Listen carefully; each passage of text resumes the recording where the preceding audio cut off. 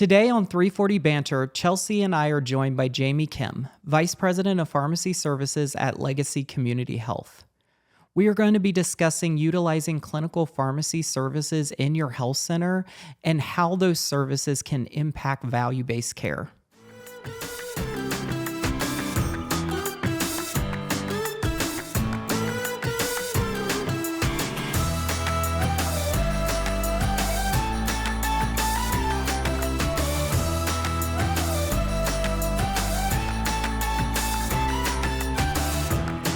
Let's talk today about integrating pharmacists into the care delivery model, kind of beyond just the pharmacy perspective.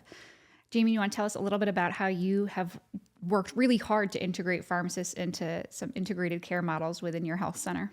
Yeah, I think that's always the challenge because it's not a direct revenue generating activity. So I think it's very hard for health centers to approve that kind of positions at first. But yeah, we started as a pilot program with 2 clinical pharmacists first in the clinics and started to show some values in there. And then we now expanded to 6.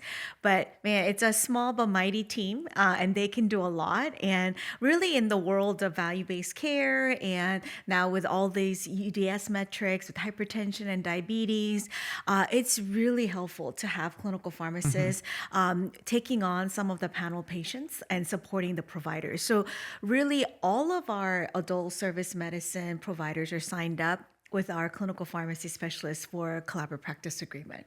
And so when we first did it, I think the value-based care, I think we were at star rating of less than 2 at first. And within months of them taking over some of the patients and doing some targeted approach on our hypertension and diabetes and medication adherence, we were able to move that needle to 5 really within span of months. Which can really affect your pharmacy reimbursement, but then down the line affect your medical reimbursements. And we have upside contracts, so obviously that helps.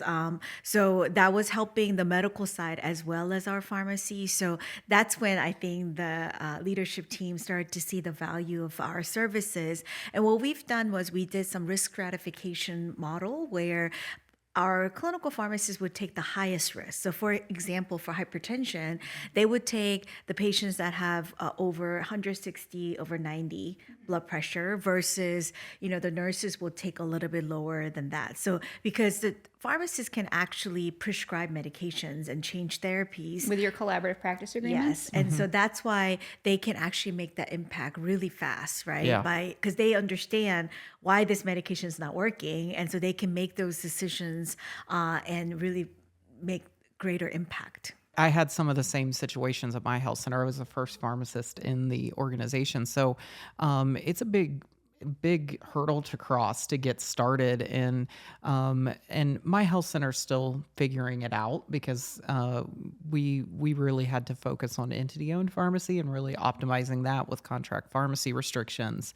But I think our plans with it is to really, you kind of mentioned it, use your UDS as your kind of framework to start your clinical program, because those are the measures that are needed at your health center, and that's where you can really make an impact. And what I've really seen in health centers is your quality improvement team is sometimes your biggest cheerleader for pharmacy services, because they understand that how important those quality measures are. So for example, if you have a large amount of patients with an A1C greater than 9, that's an easy place to start because pharmacists are so impactful there. I know in my health center many moons ago, we faced a couple challenges. One of the first ones was just the term clinical pharmacist, because all pharmacists are clinical. We're all, trained clinically.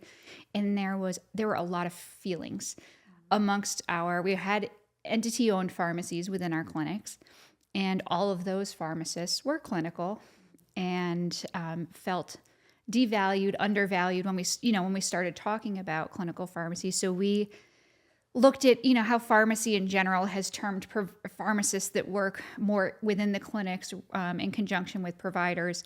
And ambulatory care is a common term within pharmacy, but that doesn't match anything in the world of medicine. It's one of the many examples of pharmacy kind of beating their drum in the corner, talking to themselves and not really talking to other people. So we often use the term integrated pharmacist or primary care pharmacist to better represent just where they're practicing as opposed to saying that they are clinical or not.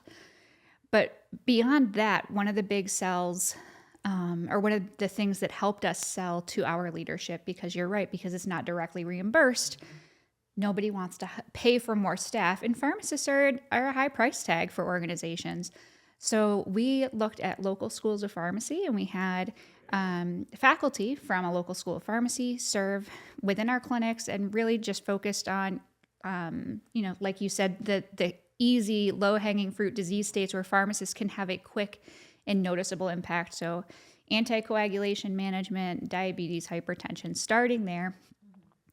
And then utilizing our residency program to continue to be able to staff those clinics where they're working in both the pharmacy, in the retail realm, but also, integrated in with the physicians and physician assistants and nurse practitioners, so that they can kind of see and help support the process from beginning to end, but also to be able to provide that additional level of care, work under collaborative practice agreements where they're able to spend more time focusing with patients on bringing their A1Cs down, yes, on the medication management piece, but also on lifestyle and non-medication interventions and as well, which are all things that providers, your physicians, your PAs, your NPs, they all do that as well, but they're not able to spend the same amount of time.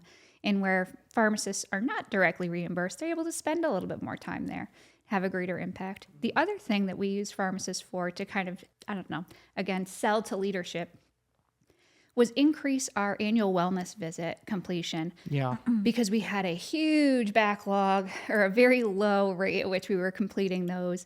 And while the physician still needs to be a part of that visit, pharmacists are able to take on a lot of the bulk of that with a physician coming in at the end. And I think that was pretty impactful for the initial sell for our organization as well. Yeah, I think that's the area that we're still looking into. And also billing has been such a big problem, right? And so we've actually started to bill some of the CCM billing codes, and we were able to get some reimbursement. We're still working through some RPMs. That's still a struggle. I think RPM, I think I need a definition. Oh, there. remote patient monitoring? Yes. Okay. Yeah. Yep. So some of the contracts will allow you, and then I think it depends on the state too, right? And Yeah. so even though in the state of Texas, we are allowed to bill for those, some of the contract issues we're still kind of struggling with. But I think those are some of the ways to also justify those positions, because they can really offload the pressure of our providers in many different ways. And I think in our organization, they were able to see that. So in the data that we've actually pulled, if the patient sees our clinical pharmacy specialist for 3 times or more, 80% of them actually get better or reach their goal. And that's the data that we were able to pull. Yeah. And so the providers love that, that they're getting that kind of support. And also, I think the other thing that we've done is not just the clinical specialists, but we have MTM pharmacists and we have MTM technicians. So we're leveraging all the different levels of their knowledge to be able to support. So med adherence are usually done by the MTM pharmacists, and also the technicians are supposed to help, are able to help. And so you can really offload a lot of those work so that they can really practice at the top of their license and empowering them. Yeah, and I love that you have thought to keep those data, to track that data, because that's really important. I think because pharmacists aren't always a reimbursable service, it's important that you have some sort of metric that shows that they're doing their job. So I think a lot of times we think about that on the back end, and then it's hard to get to the data.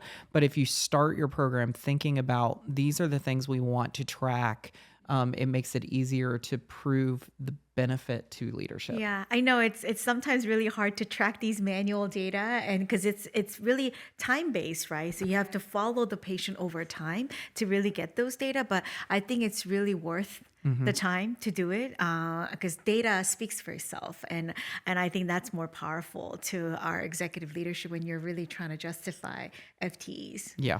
Another area where I think having pharmacists integrated within the care team can be really helpful or impactful is looking at, specifically for health centers, the areas that primary care providers aren't necessarily trained as robustly in, but certainly have within the purview of their practice.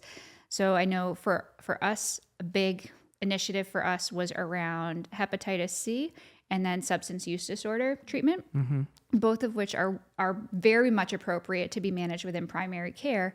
However, our prescribers didn't necessarily feel comfortable in managing medications for those. So being able to leverage the pharmacists within the clinics to provide education, but also co-manage those patients or have shared visits so that they could explain the medication activity and kind of what might be appropriate with the physician there, so that the patient was getting the necessary care that they would otherwise have had to wait, months possibly to see a specialist or be referred out to, and then may or may not have been able to afford that specialist appointment in the first place. So being able to leverage your pharmacist to empower your physicians to be able to provide more comprehensive care. Yeah. And also the other thing that we've done with our collaborative practice agreement is not only we wait for the provider to give us a referral, but we actually look at the data and we look for the patients that are eligible that are on suboptimal therapy, and we self-refer them. So the clinical pharmacist will actually initiate the therapy even before seeing the provider again, so that there is a difference. Because sometimes, these patients will show up once a year and nothing has changed. Their outcome has not changed a bit because they were just either taking the same medication over and over again, or they didn't because they didn't understand it. Yeah, I can give you an example of my mom. My mom was on ACE inhibitor for years, and she didn't tell me about what she was struggling. This was from California. Her blood pressure was never controlled. And when she came to Houston and she came to our clinic and, we talked to the doctor and figured out, we changed it to amlodipine, and she's on the lowest dose and it's controlled. So, but what pharmacists can do is really help with those situations, right? Understand, you've been on the same medication for many, many months and nothing's really happening. Why is that? And we can actually help tailor the therapy. And so when you give the pharmacist that empowerment to self-refer and initiate those therapies, miracles can happen. And I think we're trained as pharmacists to ask different questions and questions in a different way than medical providers, and they can definitely come to the answer if they get there. But it's not discounting their knowledge, but we look at things differently, and I think it's valuable. It's more valuable to the patient care if we have well-rounded providers looking in different ways at the same patient. I think, I've seen some survey data where the patients actually feel much more comfortable coming to pharmacy and speaking to the pharmacist openly. I think it's just access, right? And so I think that's psychologically, there's one component of that. But also, I think the providers have no time. Literally, a lot of their visits are now 15 minutes. And if they're a little bit more specialized in like HIV, then they would have 30 minutes. That's not enough time to go over all those aspects of their care. They only focus on what is problem today on the acute side, right? And so I think oftentimes they don't have the opportunity to comprehensively talk about these issues, where pharmacists, we can really carve out that time to have that visit. Well, I'm going to date myself here, but back when Coumadin was more popular and warfarin treatment, those visits could take 30 minutes. I did AmCare rotations where Pharmacy in their own language. I know. But we would do those visits, and it takes a long time asking the right questions because a weird thing in Ohio, apparently in the spring, people like to eat dandelions. Not in my area of Ohio, but where I was doing the rotation, it was really big, and we kept seeing INRs drop. In Maine, there's fiddleheads. Same family, slightly different. But a lot of vitamin K there. So, but those are the things that the medical providers just don't have the time or bandwidth to really investigate, where pharmacists are better positioned. And right now, GLP-1 is still big, right? Yeah. And a lot of our patients were actually on suboptimal therapy. So they weren't on GLP-1 they really should have been, or even the dose escalation. They didn't know how started on it, but hadn't been stepped up to the proper dose. So when the pharmacists are heavily involved, then we can really tailor their doses, right? How they're experiencing and up and down, and really get into the right dosing. I think when speaking with organizational leadership about integrating pharmacists into the care team, one of the helpful conversations, at least in the conversations I've had, has been around the fact that physicians, PAs, NPs, prescribers, I'm just going to kind of lump them together. They're very good at what they do, but often in their education, they receive a semester or two of pharmacotherapy. They're fantastically trained in diagnostics, right? They can dig down into the deepest, wonkiest lab values, physical presentation, symptoms, whatever, and diagnose. When it comes to the prescribing or the drug management, they do have training in it, but nowhere near as robust as pharmacists have. And while pharmacists do have training and experience with the diagnostics piece, we spend much more of our education and time on how the different drugs work. You know, you spoke to tailoring therapy for specific populations or for specific individuals. And we spend a lot more time in preparing for that, and even focusing on the non-pharmaceutical interventions. I think we spend an awful lot of time in. So it's really helpful to have those two hand in hand, because both are necessary to help get patients to their, optimal therapy. Yeah. And I think osteoporosis was one example. I think when we started doing that, it is quite complicated. So it's very hard for providers to remember, if you get this score, then use this drug or that drug, right? And so having the clinical pharmacist behind the scenes to support that, and our DEXA scan results just come straight to our clinical pharmacist to evaluate and then choose the treatment and make recommendation. That was so helpful for our providers and to increase the outcome. It's allowing everyone to use the strengths that they have as part of their profession. So it's not discounting anyone. It's just giving the patient better care. It's really multidisciplinary approach. Yeah. I think this has been hopefully really helpful for listeners that are looking at or considering adding pharmacists into their care teams, or just looking for ways to expand upon the roles of the pharmacists within their care teams. Thank you so much for joining us today, Jamie. Thank you. Thank you.